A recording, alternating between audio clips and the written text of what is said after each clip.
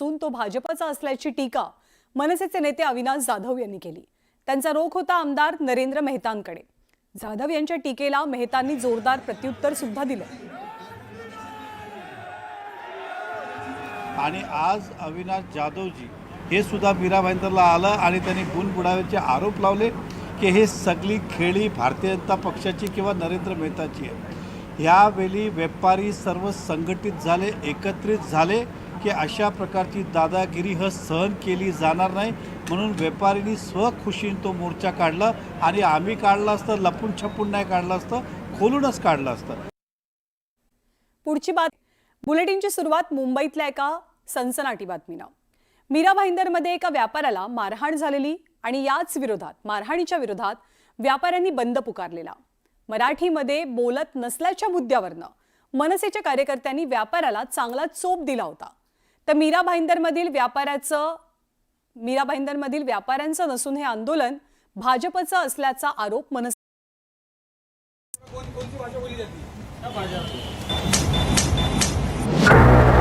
हमारा CM BJP, हमारा PM BJP, तो भी हमारी सुरक्षा क्यों नहीं हमारी सुरक्षा?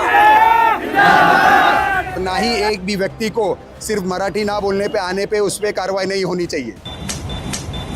किसी की भी गलती हो सकती है, मैं ऐसा नहीं बोल रही हूँ, मगर गलती ना होते हुए भी मारना, गलती होते हुए मारना, ये सब गलत है।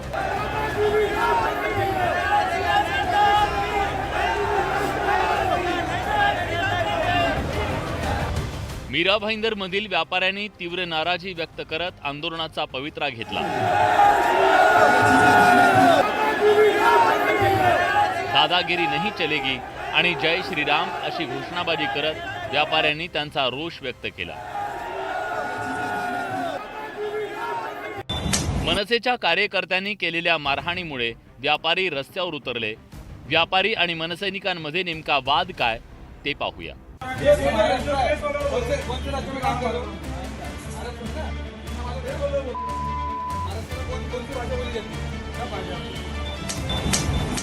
महाराष्ट्र में सब भाषा बोली जाती है असं उत्तर दिल्यानंतर चिडलेल्या मनसैनिकांनी व्यापाऱ्याला मारहाण केली। त्यामुळे व्यापारी संतप्त झाले। भाजपला मतदान करूनही मारहाण होत असल्याबद्दल व्यापाऱ्यांनी आक्रोश व्यक्त केला। हमारा सीएम बीजेपी, हमारा पीएम बीजेपी, तो भी हमारी सुरक्षा क्यों नहीं हमारी सुरक्षा? वो काम करता है बीजेपी को, इसका लक्ष्य का कौन है? कोई एमएलए नहीं, कोई सीएम नहीं, कोई पद नहीं, तो ये हमारे को मारपीट क्यों करते हैं? क्यों मारते हैं हमारे को क्यों मारते हैं लोग? हमारी सुरक्षा चाहिए। बीजेपी को छोड़ के विनती है कि हमारी सुरक्षा करे। मीरा भाईंदर में जो घटना हुई वो आगे घटनी नहीं चाहिए। व्यापारी संघ के ऊपर जो हमला हुआ वो नहीं होना चाहिए, और ना ही एक भी व्यक्ति को सिर्फ मराठी ना बोलने पे आने पे उस पर कार्रवाई नहीं होनी चाहिए। मीरा भाईंदरमध्ये व्यापाऱ्यांनी नव्हे तर भाजपनं आंदोलन केल्याचा टोला मनसेनं लगावला। व्यापाऱ्याने मुजोर भाषा वापरल्यानं त्याला चोप दिल्याचं मनसेनं स्पष्ट केलं।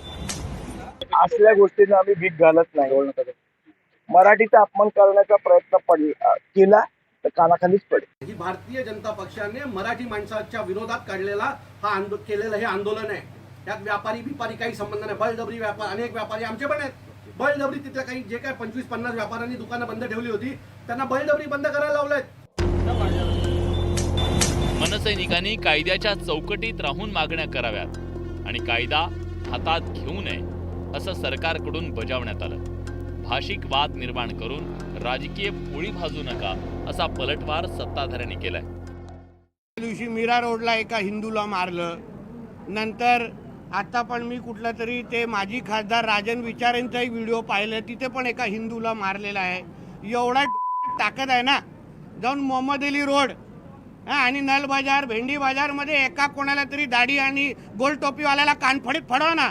हम लोग भी है ना, मराठी भाषा है तो मराठी भाषा का हम सत्कार करते हैं। हमारा कर्म पूरी महाराष्ट्र में है, तो ऐसा नहीं महाराष्ट्र में हम कर्मभूमि है तो महाराष्ट्र भाषा, महाराष्ट्र संस्कृति, महाराष्ट्र सभ्यता को हम लोग मानते हैं, अभिनंदन करते हैं। लेकिन आपका जो रवैया है तो उसका मतलब ऐसा नहीं कि डायरेक्ट आप हम भी बिजनेस लेके बैठे, हमारे स्टाफ के सामने तुम्हें सीधा डायरेक्ट मार रहे हैं। महाराष्ट्रात मराठीला मान मिळाला पाहिजे आणि इथं राहणाऱ्यांना मराठी आलीच पाहिजे यात वाद नाही। मात्र जर एखाद्याला मराठी येत नसेल तर त्यावर हात उचलणं आणि कायदा हातात घेणं हे महाराष्ट्राची संस्कृती नाही, याचं भान मनसेनं राखणं गरजेचं आहे. संतोष गोरे, न्यूज 18 लोकमत, मुंबई.